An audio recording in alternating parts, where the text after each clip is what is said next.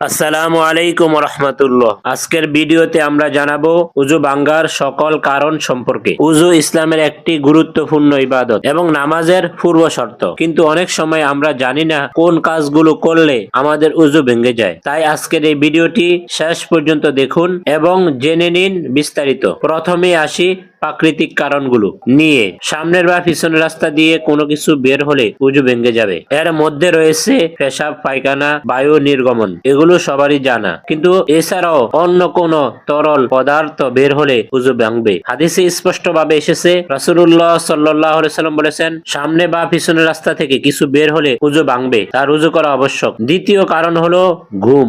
যদি কেউ এমন ভাবে ঘুমায় যে তার জ্ঞান থাকে না এবং সে বুঝতে পারে না তার কি অবস্থা, তাহলে তার উযু ভেঙে যাবে। তবে হালকা তন্দ্রা বা ঝিমুনিতে উযু ভাঙে না। যদি আপনি বসা অবস্থায় হালকা ঘুমান এবং নিজের অবস্থা সম্পর্কে সচেতন থাকেন, তাহলে উযু থাকবে। কিন্তু শুয়ে পড়ে গভীর ঘুম হলে অবশ্যই পুনরায় উযু করতে হবে। তৃতীয় কারণ হলো জ্ঞান হারানো। কোনো কারণে যদি কেউ বেহুশ হয়ে যায়, মাতাল হয়, পাগল হয় অথবা অত্যাধিক মাথা ব্যথা বা জ্বরের কারণে জ্ঞান হারায়, তাহলে তার উযু ভেঙে যাবে। কারণ এইসব অবস্থায় মানুষ নিজের নিয়ন্ত্রণ হারিয়ে ফেলে এবং তার শরীর থেকে অজান্তে কিছু বের হতে পারে। চতুর্থ বিষয় হলো শরীরের কোনো অংশ থেকে রক্ত, পুজ বা পানি বের হওয়া। তবে এই বিষয়ে আলেমদের মধ্যে মতভেদ রয়েছে। হানাফি মাযহাব অনুযায়ী শরীরের যে কোনো স্থান থেকে রক্ত, পুজ বা হলুদ পানি বের হয়ে প্রবাহিত হলে উযু ভেঙে যায়। তবে শাফি ও মালিকি মাযহাব মতে এগুলো দিয়ে উযু ভাঙে না, যদি না সামনে বা পিছন রাস্তা দিয়ে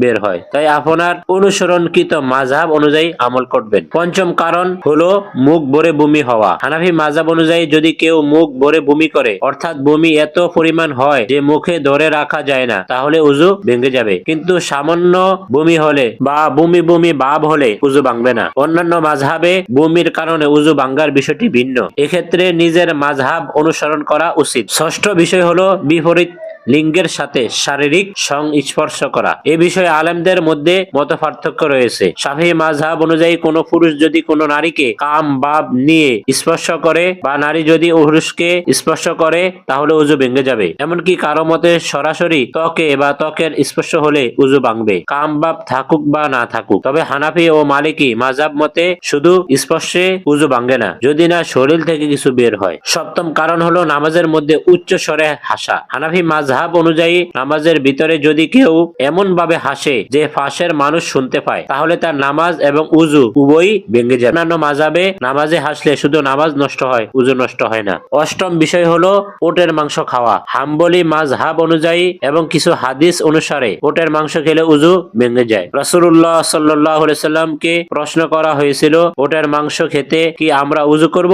তিনি বললেন, হ্যাঁ, উযু করো। তবে অন্য তিন মাযহাবের ইমামরা মনে করেন উটের মাংস খেলে উযু ভাঙে না, তাই এটিও মাযহাবের ভিন্ন। নবম কারণ হলো নিজের লজ্জাস্থান সরাসরি হাত দিয়ে ধরা বা স্পর্শ করা। শাফিঈ এবং হাম্বলি মাযহাব অনুযায়ী কোনো ব্যক্তি যদি কাপড় ছাড়া সরাসরি তার সামনের বা পিছনের লজ্জাস্থান স্পর্শ করে, তাহলে উযু ভেঙে যাবে। তবে হানাফি মাযহাব অনুযায়ী শুধু স্পর্শ করলে উযু ভাঙে না, যদি না শরীর থেকে কিছু বের হয়। উযু ভাঙার এতগুলো কারণ রয়েছে এবং বিভিন্ন মাযহাবে এর বিধান ভিন্ন। তাই আপনি যে মাযহাব অনুসরণ করেন সেই মাযহাব অনুযায়ী আমল করেন।